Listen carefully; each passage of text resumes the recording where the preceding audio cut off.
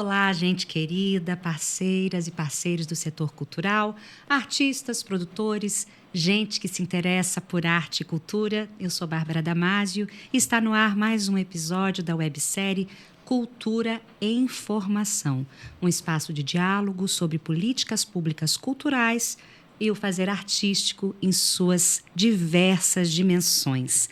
A nossa pauta de hoje é um assunto muito importante, o Plano Nacional de Cultura, e para falar sobre esse assunto, recebo duas mulheres especialistas em suas áreas e também sempre comigo a Elaine Kalov, que me ajuda a mediar essas conversas. Ela é produtora cultural, especialista em gestão cultural, formada em produção executiva para TV e cinema.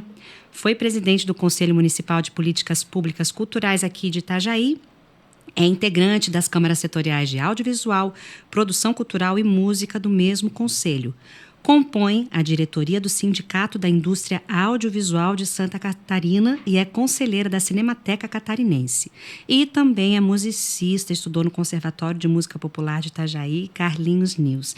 Obrigada sempre, Elaine, por me ajudar a conduzir. Ai, adoro essa apresentação, gente. Me acha um monte quando você fala assim. Fica até mais bonita a minha formação. E agora eu vou apresentar essas duas maravilhosas que, além de serem mulheres incríveis nas suas áreas, são também minhas amigas e mulheres que eu admiro muito. Bia Matar é artista da dança, produtora cultural, especialista em economia criativa. Possui experiência profissional em gestão de projetos culturais e os mecanismos de financiamento público e privado. Participou efetivamente na construção do Sistema Nacional de Cultura do Ministério da Cultura como membro do Conselho Nacional de Cultura. Presta assessoria a artistas, gestores públicos e privados quanto aos mecanismos de planejamento e execução de políticas culturais. Como artista da dança, é reconhecida pelo seu trabalho com o sapateado e a cultura popular brasileira. E também está fazendo mestrado. Já terminou, Bia? Não. Mestrado esse na ano área de dança. Lindíssima.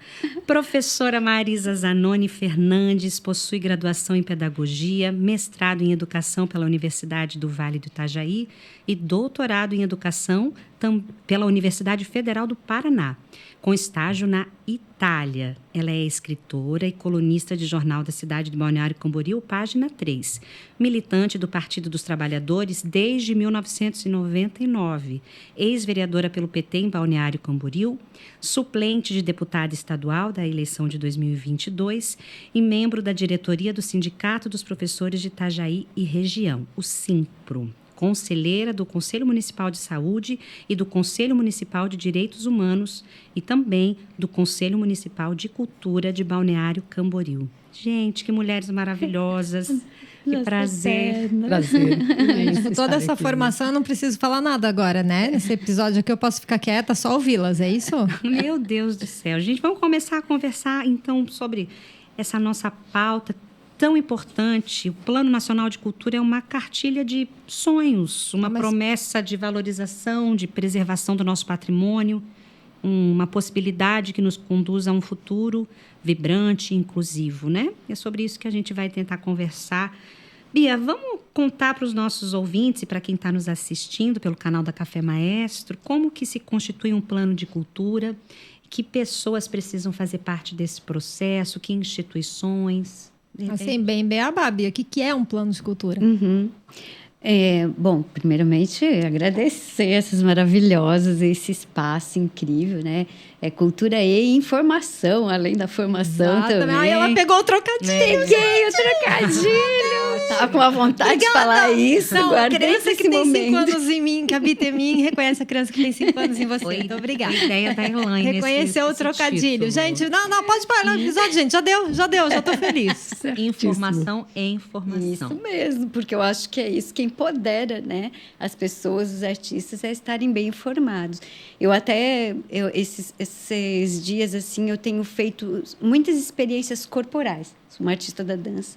E a experiência de aprendizado é uma experiência corporal. É estar nesses lugares, é se jogar. Bia, aproveita essa experiência corporal, fica mais pertinho do fone, do microfone, assim, microfone. Senão não te ouço. Já estava fazendo um cambrê aqui, né? Não então se empolga. Conversa, vem cá. Olha, o plano, ele é parte de um sistema todo, né? A gente fala do CPF da Cultura, que é o Conselho, o Plano e o Fundo, e o Sistema Nacional de Cultura, que aí tem os sistemas estaduais, dos estados e Distrito Federal, e os sistemas municipais. Então, o plano sozinho, ele não compõe o sistema todo. A gente precisa trabalhar nessa totalidade. E ele é um plano de voo, de alçar o voo para os nossos sonhos de artistas, né, de fazedores de cultura, de trabalhadores da cultura. E um planejamento que foi pensado nisso foi um planejamento para 10 anos desse plano que atravessasse os governos, porque ele é para ser um plano de Estado e não de governo. Então, no fundo, o plano é uma obrigação, é uma lei, né? Temos aí a nossa eterna vereadora e, quem sabe, presidenta do Brasil. Adorei! Eu voto. Onde ela vai, a gente se plano vai... é um sonho, a gente faz tudo para sonhar. Vamos fazer esses planos, né? Então, que os gestores que entram e saiam têm que cumprir o que foi pactuado pela sociedade civil, pelo governo e pelas instituições do que a gente quer. Não é só futuro, né? A gente quer o que a gente quer agora, para que o nosso futuro seja o que a gente deseja mesmo. Então, eu acho que o máximo disso... E quem pega um plano bem feito, bem elaborado, pronto, o administrador que chega ali na pasta da cultura, ele não precisa fazer nada. É só executar, Segue o plano. Seguir, Não precisa fazer nada. Botou no orçamento, Marisa acho que vai falar isso com a gente também, prever as ações no orçamento, está direto com o plano. Então, eu acho que é isso. Ele é uma segurança, ele é um caminho, e ele é democrático, composto de maneira democrática, porque a gente chama os conselhos para isso, e tem que ter dinheiro, então tem o fundo também. Acho que é isso. A gente sabe que vivemos no Brasil um desmonte, né, em diversas áreas, especialmente na área cultural, nos últimos 4 anos. Não temos nenhum problema de falar isso, porque não tem como pensar de forma diferente, né, o que aconteceu no Brasil, no nosso setor. Então, em que situação o plano está nesse momento, com esses 4 anos aí de completo hiato, né? De retomada. Isso. Foram 4 anos, mas que regrediram 20. A gente faz aquela observação, né? Se você estiver assistindo daqui 10 anos, estamos produzindo em 2023, então vai no livro de história, vai no Google, se existir ainda, né? Não sei, daqui 10 anos, né? Então, mas é isso. Desculpa, continue agora. Não, é porque a gente é que nem atleta também, né? E eu acho que é um descalabro você fazer isso, porque foi investido muito recurso financeiro, intelectual, de tempo, para se construir o plano. Para você ter ideia, desde 2003 vem se construindo o Sistema Nacional de Cultura. Desde 2010, os planos setoriais já estão prontos. E nós estamos em 2023 e a gente não cumpriu nenhuma meta desse caminho. Por quê? A gente avançou, estava na 3ª Conferência de Cultura, agora vai ter a 4ª, que é onde você avança na Conferência das Metas. O que a gente cumpriu? Ei, município, o que você cumpriu das suas metas? Os municípios têm feito esse papel, né? A gente tem visto os municípios fazer esse papel, os estados têm que fazer e o governo federal também. Então, quando você fica 4, 6 anos, né? Se a gente for contar os 2 anos do Temer ali também, a gente não avançou. E isso é 20 anos no cumprimento das metas. Tanto que agora está sendo retomado para receber os recursos das leis que vem Paulo Gustavo, Aldir Blanc. Os municípios têm que estar pactuados, né, no Sistema Nacional de Cultura, tem que ter seu plano, tem que ter seu fundo e tem que ter seu conselho. Então, é hora de quem não aderiu a esse sistema fazer todo o seu papel, porque agora não vai receber dinheiro se não tiver nesse pacote. A Bia, para quem está nos ouvindo e nos assistindo, Bia teve uma experiência como gestora na área cultural na cidade de Balneário Camboriú e a professora Marisa foi vereadora em Balneário Camboriú. Queria que a prof falasse um pouco sobre os desafios da pauta da cultura na vereança e o que a professora conseguiu aplicar nesses 4 anos que foi vereadora em Balneário Camboriú. Eu acho que primeiro dizer da satisfação de estar aqui dialogando sobre um tema tão importante, que, na verdade, nos institui como gente, como pessoa. E toda a sociedade que a gente deseja ter e o cidadão que a gente pretende ser, acho que passa, sobretudo, pela discussão do que nós temos de produção, do que a gente usufrui da nossa cultura, da cultura tão rica, né, do nosso país. Então, Bárbara, Bia, Elaine, é uma satisfação estar aqui.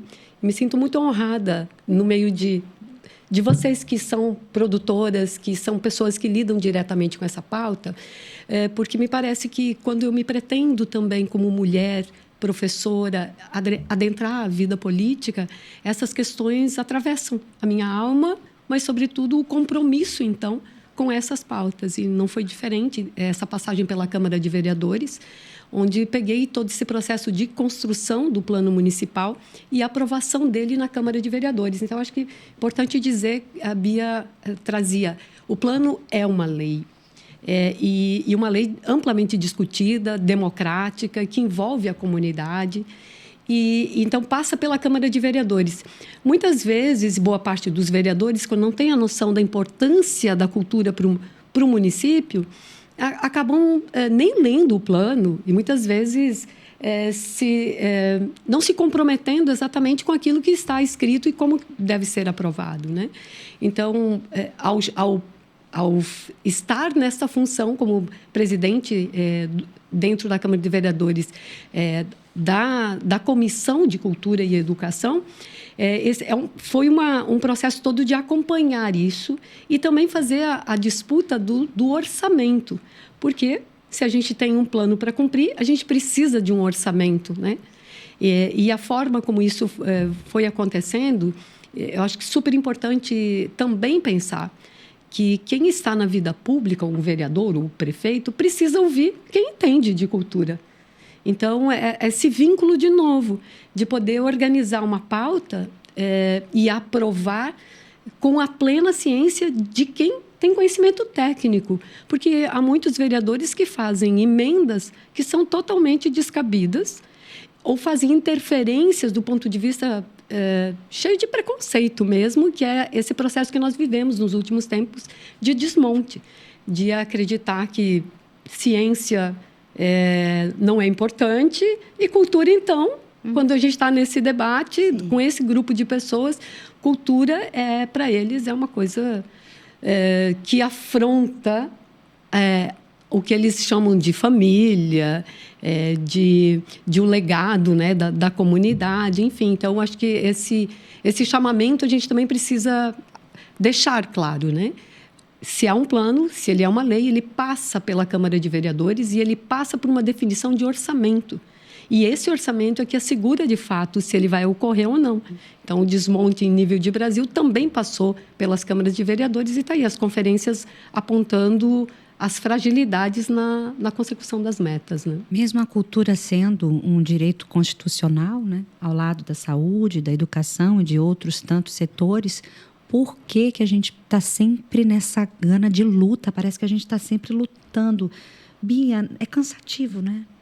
É cansativo e é frustrante às vezes, porque se as pessoas mesmo se dessem conta o quão importante a cultura é na vida delas, a gente não precisaria de lei, a gente não precisaria de dinheiro, de governo, a gente não precisaria pedir favor para empresário patrocinar um projeto da gente, porque a pessoa iria comprar um livro, iria no nosso espetáculo, com o mesmo prazer que ela come um hambúrguer, com o mesmo prazer que ela vai num restaurante, porque é alimento, cultura é alimento da alma, é alimento da vida. Então, eu me frustro porque a gente tem que ficar defendendo uma coisa que é quase indefensável. Quem devia estar defendendo a cultura eram as pessoas, era todo mundo.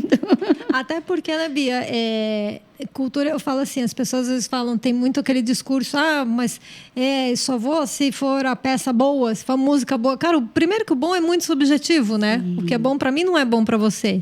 Então, a gente tem, claro, que uma análise técnica, né, de cada coisa, como que foi tecnicamente construído. E isso eu falo muito assim, a gente pode... Por que um filme ganha um prêmio, outro filme não ganha? São categorias técnicas, né? São avaliações técnicas. Agora, o gosto o bom ou o ruim é totalmente subjetivo e vai ter público para todo mundo. Né? Vai ter aquela coisa mais surreal, totalmente distópica, que vai ter gente que adora aquilo, se identifica.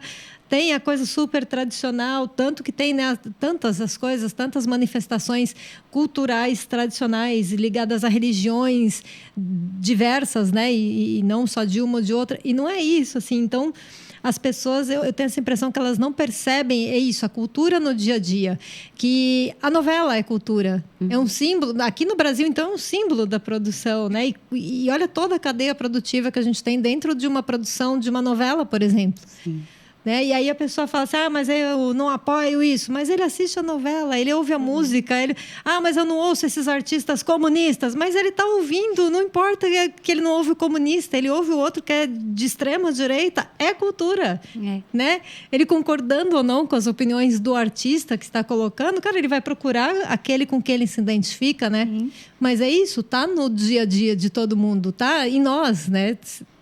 Tá, não tem como você fugir disso. Porque cultura é isso, são os hábitos das pessoas. O que a gente está vestindo aqui agora é cultural. Claro. O que a gente está comendo é cultural, né? A arquitetura em que a gente está envolvido é cultural. Então, às vezes, o guarda-chuva cultural também é uma pegadinha. Né? Tanto que a FUNARTE agora, que é a Fundação Nacional das Artes do Governo Federal, que também estava desmilinguida, né? Agora retoma, e ela retoma com o Plano Nacional das Artes e não com o Plano Nacional de Cultura. Porque se viu que também, dentro desse caldeirão que cultura é tudo, e é mesmo, onde é que fica as artes nesse papel? E ela é a fundação, ela é o órgão, ela é a entidade vinculada do Ministério da Cultura que cuida das artes. Então, e já temos o Plano Nacional das Artes, que foi feito caravana, que saíram de estado em estado, que colheram dança, música, teatro, circo, o que é para isso? E vamos ter o Plano Nacional das Artes. Mas que na hora, né? FUNARTE vai fazer 50 anos em 2025. Pois é. E isso, de repente, me ocorre, quando a gente está falando dessa experiência humana, o quanto na escola, né? E o próprio Plano Nacional traz essa articulação com a educação em várias estratégias, né? O quanto a escola precisa dialogar sobre este conceito, sobre as nossas existências, sobre as simbologias, sobre o lugar que a gente pertence, a arquitetura, os espaços que a gente tem, essas relações desde a tenra idade. Porque vejo que o próprio objeto livro que nós temos aqui, né?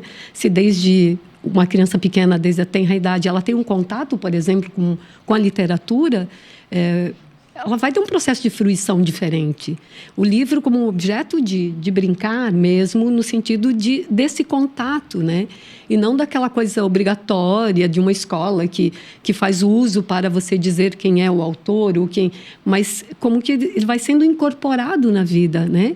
E para a gente criar uma outra referência da existência, né? E da qualidade também do que a gente oferece dentro das escolas, em termos de música, de literatura. E tudo isso a gente consegue pôr num plano de cultura? Eu acho que em termos de planejamento, sim.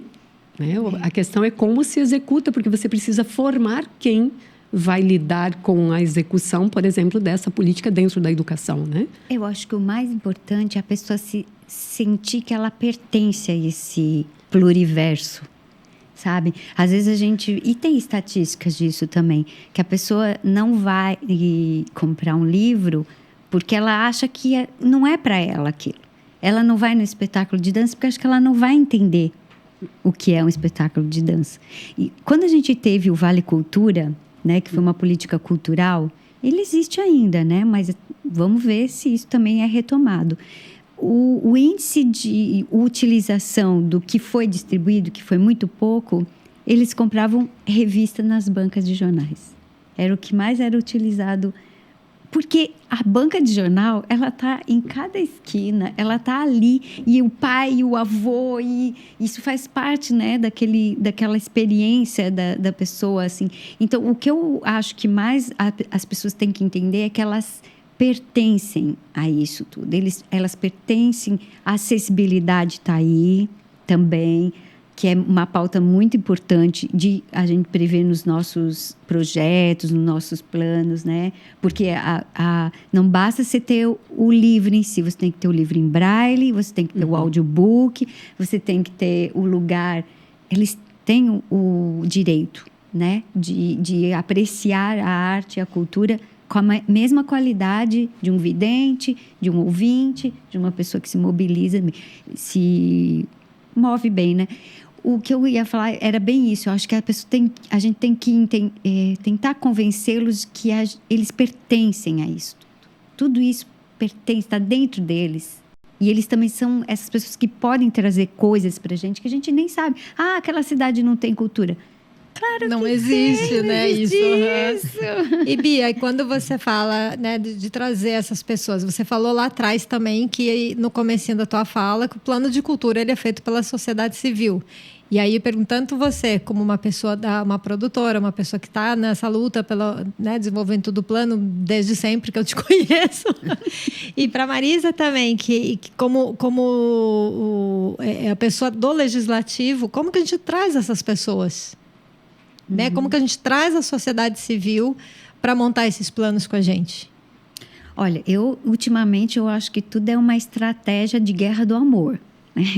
É tudo estratégico agora, assim. Então, a busca ativa, por exemplo, é um modelo que o SUAS, já desenvolve há muito tempo.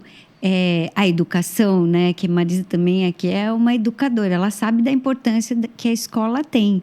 Então, a escola eu acho um elemento fundamental para isso. Só que agora a gente entendeu que a assistência social, a saúde também porque eles conhecem a família.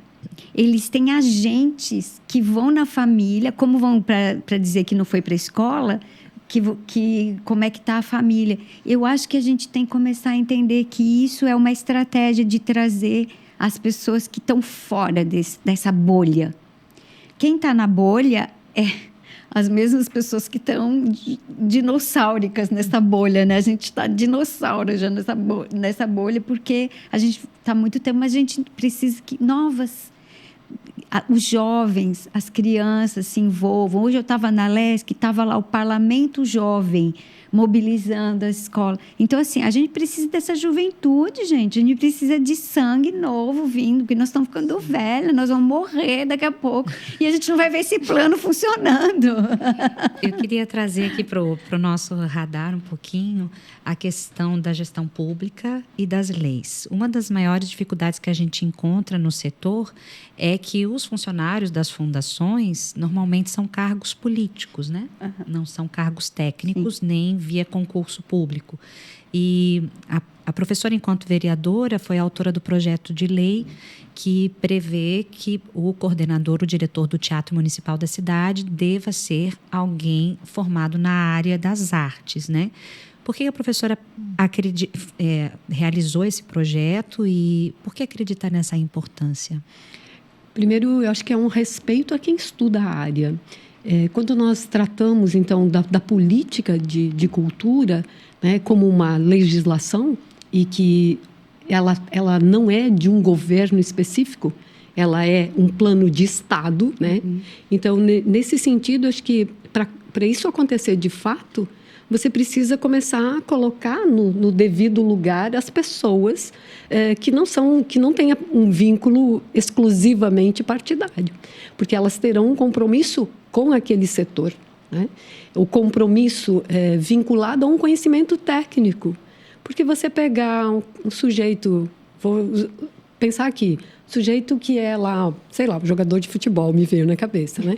Vai administrar, vai entender da gestão de um teatro? Não. Então, quem estudou, quem tem esse conhecimento, tem maiores condições de fazer isso. Então, é nesse sentido muito de assegurar que, saindo do governo, entrando no governo, você tem uma política instituída com uma possibilidade, e isso também não é sempre uma regra, mas uma possibilidade muito maior de se efetivar e de ser algo para a comunidade, para aquele setor, e não para um determinado governo. Então, acho que tira, de novo, essa questão desse jogo, né? De colocar sempre pessoas vinculadas a um determinado partido, uma determinada tendência, o que se desobriga daí de fazer o cumprimento daquilo que está previsto na legislação. Bia, de repente, tu pode comentar sobre isso, da importância das leis para o setor cultural, porque é uma forma da gente atravessar os governos e garantir, né? Exatamente, mas isso que a Marisa falou, hoje em dia é démodé, é fora de moda você colocar uma pessoa que não conhece o papel que ela tem que fazer, a função que ela tem que cobrir.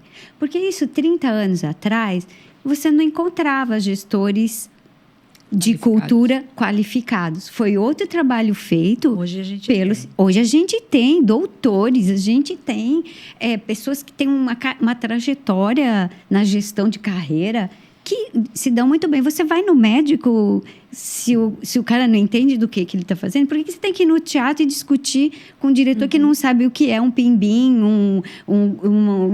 quantos canais de luz a mesa tem? Então, eu acho que isso não cabe mais nos dias atuais, porque tem pessoas capacitadas para isso. Então, a gente tem que procurar abrir concursos públicos, acho que é uma coisa importante, né, que a gestão pública tem que avançar também. Eu dou muito valor para os servidores efetivos também das casas que a gente vai, porque eles sofrem. Entra gestor, sai gestor, eles estão ali, né, cumprindo o papel dele. Então, você não pode entrar dentro de uma gestão, achar que você vai inventar a roda, que tudo que você pensa é magnífico. Ouve aquelas pessoas que estão ali, trazem essas pessoas para o protagonismo também. Então, é uma estratégia de gerencial que as empresas fazem. Por que não fazer isso no setor público? Né? E por que não fazer isso no setor público da cultura? E que a gente não pode ficar contando com a sorte, né? Hoje, nesse momento, em Itajaí... Tem gente que tem sorte, A gente está com a sorte de ter uma gestão na área cultural, muito de pessoas técnicas e capacitadas. A única funcionária efetiva é uma pessoa do financeiro. Então, veja, a gente está correndo risco... É muita sorte, né, Bárbara? É muita sorte. Porque daqui a 2 anos, quando vai ter eleição, nós corremos o risco de perder todas essas pessoas que batalharam de monte para conseguir políticas públicas culturais, editais, a lei do primeiro livro, que também foi um projeto de lei pela vereadora Hilda Deola. Então, assim, a gente não pode ficar refém disso. Então, garanta as leis enquanto a gente está na sorte. Temos que deixar tudo ali, porque realmente, por exemplo, a lei que a Marisa propôs, ela fez a escuta dos artistas para propor isso. Ela discutiu isso antes dessa proposição. E quando eu estava na gestão, tinha gente que queria aquele cargo, só que ele não tinha a qualificação. Então, a lei cria essa barreira mesmo. Exatamente. Então, assim, eu acho que é bem assim de importância. Ai, gente, às vezes dá uma preguiça, né? É isso. É o que você falou. Óbvio, a gente precisa de gente nova, com fôlego novo. Exato, é isso. A gente está batendo na mesma coisa há muito tempo, né? E aí, os planos de cultura, na verdade, eles viriam sanar tudo isso, né? Porque você coloca, inclusive, que rumos você quer de agora, porque eles vêm todos em curto prazo, médio prazo, longo prazo, né? Acho que uma das coisas que a gente aqui em Itajaí conseguiu seguir das metas do plano são as setoriais. Sim. E o conselho, funcionando, que estão bem ativos, nossas setoriais são todas ativas, e o conselho também está bem atuante, porque tem uma presidente muito atuante. Eu acho que a presidente do conselho atual... Que eu sou ex, né? Desculpa. Essa responsabilidade de seguir esse legado, né? Eu acho que a gente precisa deixar a lição de casa para quem está assistindo ou quem está nos ouvindo, que assim, de onde você estiver, busque na tua cidade o que existe. Sabe assim, depois conta pra gente nos comentários. Não faz mal, que pode ser daqui 10 anos, mas conta que eu espero que daqui 10 anos eu ainda possa acessar esse vídeo e olhar lá os comentários, tá, gente? Então, quem tá aí no podcast ouvindo também, eu não sei, manda um alô pra gente. Gente, agora me peguei. Olha, eu não sei como que eu vou responder podcast. Eu vou pensar nisso ainda. Mas aí vocês vão... que a gente vai ter uma página no Instagram. Alguma coisa assim. Se o Instagram não tiver sido vendido, comprado, né? Até lá, também. Mas, enfim, daqui 10 anos a gente vai saber como se comunicar. Então, eu acho que é importantíssimo isso. Olha, descobre na tua cidade qual a situação. Existe um plano de cultura, ele está aprovado, ele está em execução, quanto ele foi executado, faz essa liçãozinha de casa. Isso é fundamental que você faça, sendo da cultura ou sendo um consumidor de cultura. A gente não combinou nada, que eu estou fazendo esse podcast como o meu programa Conversa Improvisada, né? A gente não combina muita coisa. Mas eu queria pedir para tu contar uma história, Bia, que tu me contou uma vez, que eu achei fantástica. Eu vou contextualizar um pouquinho. Eu tenho uma amiga que trabalha na ONU. E alguém perguntou para ela, nossa, como é que tu conseguiu essa vaga na ONU? Ela disse, eu mandei um e-mail. E coloquei o meu currículo e fui chamada. Assim, a Bia conta a história de tomar um cafezinho com o diretor da cultura. Foi. Bia aposentou lá em Floripa, vou morar na praia, acompanhar o marido, vou descansar, vou vir morar na praia. Não vou fazer nada, né, Bia? Conta essa história pra gente, que eu acho maravilhosa e muito inspiradora. Olha, é verdade, sim. São histórias improvisadas, né, que você também falou. Já consegui muito patrocínio improvisado também, mesa de casamento, que você não sabe com quem você está sentado, e aí, de repente, o cara, eu tenho uma empresa, eu sempre quis apoiar, então eu tenho um projeto aqui, meu cartão. Amei. Essa é outra, tá?